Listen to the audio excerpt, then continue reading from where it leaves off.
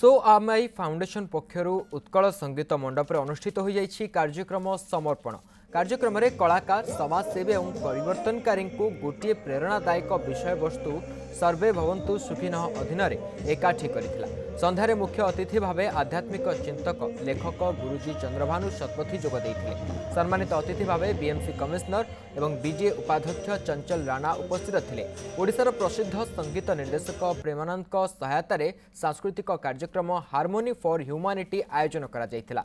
विशिष्ट कंठशिल्पी दीप्ति रेखा पाढ़ी, शशांक शेखर, सौरभ भरद्वाज, पायल प्रमुखों द्वारा यह परिवेषण करा जायथिला।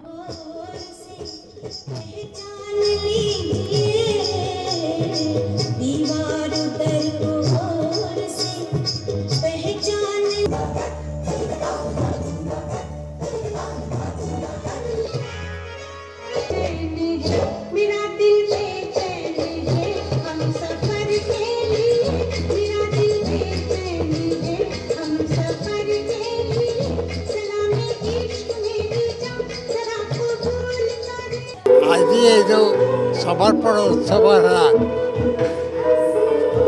यहाँ हूँ स्वयं फाउंडेशन जहाँ नीति तारी अनुसरण कराई। स्वयं फाउंडेशन मोटो है जे आमे लोकंर सहित we share and we care we love and we serve. तेणु ये चारोटी कथा आम नहीं कम आगेचु। आम आशा करूँ आप समस्ते सहयोग कले ये कम आगे बढ़।